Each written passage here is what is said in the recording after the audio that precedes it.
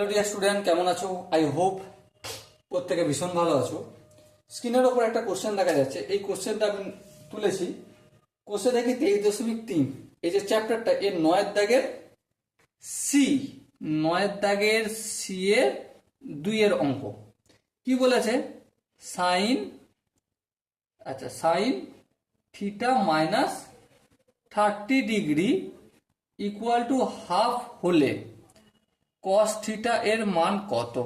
বেশ, তো হিসাব করে দেখো, আমাকে একটা কাজ করতে হবে। এই থিটার মানটা যদি পেয়ে যাই তাহলে কস থিটার ভ্যালু বের করতে আমার খুব একটা অসুবিধা হবে না? অসুবিধা হবে না। তাহলে চলো সেই কাজটাই করি।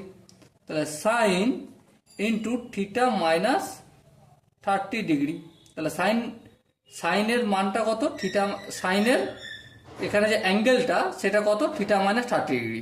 ওকে, হাফ সাইনের কত ডিগ্রির মান হাফ? বলো বলো তাড়াতাড়ি, সাইনের কত ডিগ্রির মান হাফ? দেখো, সাইন 0-র মান 0, সাইন 30-র মান হাফ, তাহলে এখানে আমি সাইন 30 ডিগ্রি লিখতে পারি। হ্যাঁ ঠিক। তা দেখো, তাহলে theta minus 30 degree equal two কত হলো? 30 ডিগ্রি হলো।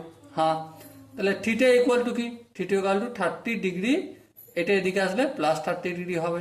হ্যাঁ, তাহলে থিটা ইকুয়াল টু কত হলো? 60 ডিগ্রি হলো।